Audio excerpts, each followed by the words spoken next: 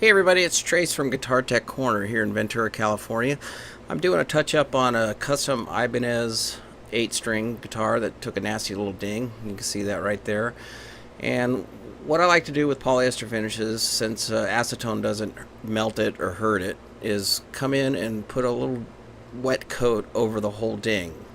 This does two things. One is it cleans the ding real well, but it also shows me that if I put any liquid over it, how much of the cracks and the fissures and the little chips are going to disappear. Well, hardly any did. So I'm going to come back with a black Sharpie, and I want to pinpoint all the little areas that I noticed when it was wet, and then take a Q-tip with a little bit of acetone and wipe most of it off. So now what I did is I just penetrated all the edges and all the little tiny cracks with the Sharpie black, and I'm starting with the finish itself. Now I'm going to use a Fill and Finish Pro formula. This stuff is great, and I like to put it on a string package or a piece of Mylar, anything that's not going to melt from anything that acetone based.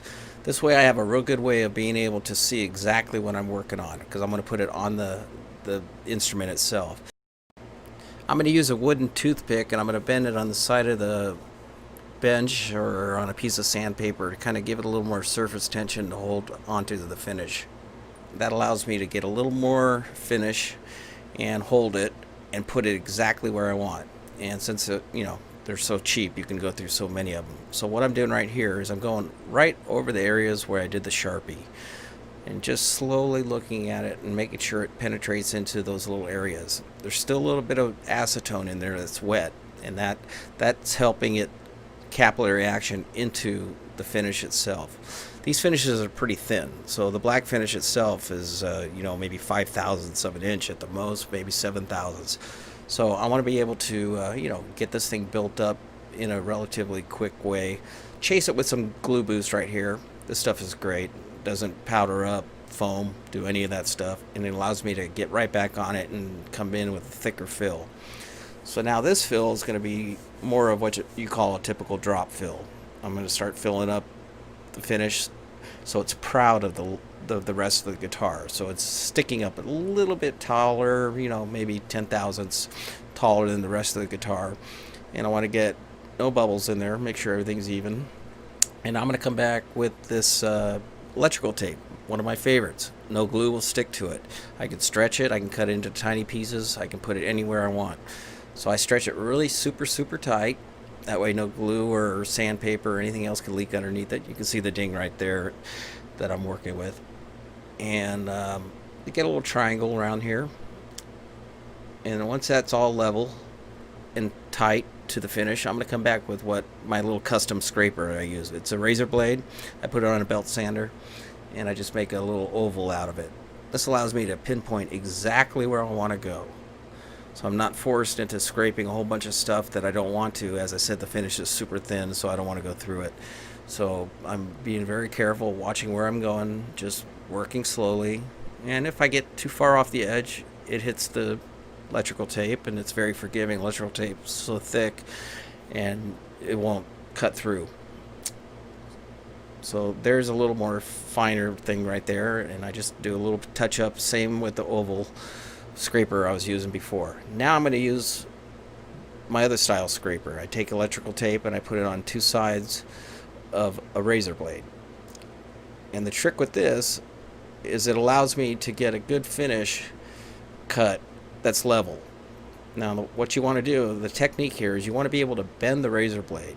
By bending the razor blade outwards, kind of do this right here, so the middle part's pointing towards me, I can get that to level in right through the finish and not even touch the electrical tape that's on the outsides.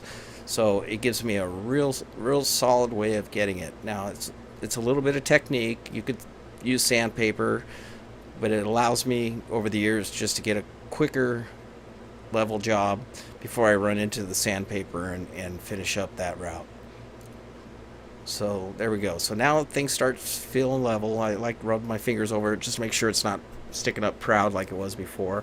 So when I run into my 320s, 400s, 600 grits, 800 grits, 1200 grits, everything's going to be pretty level and I won't burn through the finish. Nothing worse than burning through a polyester finish and then trying to touch that up. It doesn't work. Okay, so we're getting that done. Feels smooth to me, pretty close. So I'm going to come back with 800 grit. The trick with this is you want to be able to get a nice, even, level sanding. So I have a tiny little wood block in there, and I'm not even laying it flat. I'm just basically using the front edge of it and just sanding it flush as possibly as I can to take out any little bubbles or any little rises. I want a dull gray, cloudy fill that's level with the finish. So going with the 800 grit right there allows me to feather in the outside of it as well, and that's what I'm doing now. So now I can touch the rest of the finish and go on the edges and get a feather feel. Now it feels really smooth right there. I don't want to touch the corners too much. You got to be careful. The corners are the most weakest area of almost any finish on any guitar.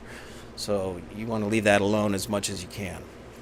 Now I'm going to go to 1200 grit, and this is wet or dry. So I like some soapy water and just put a little bit on there. And I'll use my fingers on this one because I want to be able to feel exactly what I'm doing. So I'm moving it back and forth. I can kind of feel there's a little bit of a rise right there, so I'm pinpointing that. And now I'm going to touch the corner just a little bit, just enough to give it that round over. And I took it over to Mr. Buffer and I buffed it all out, and I'm just putting a little bit of rubbing compound and some wax right now on it. And this thing is just about invisible, as you can tell right there. You really can't see it. It's gone. So you can see a close up there. This is afterwards with a Pro Finish fill and finish. It's wonderful stuff. All their products from Gear Up is wonderful. I love it, love it, love it. So there'll be some more future videos coming up real soon. So hang in there. This is Tracy from Guitar Tech Corner. Take care.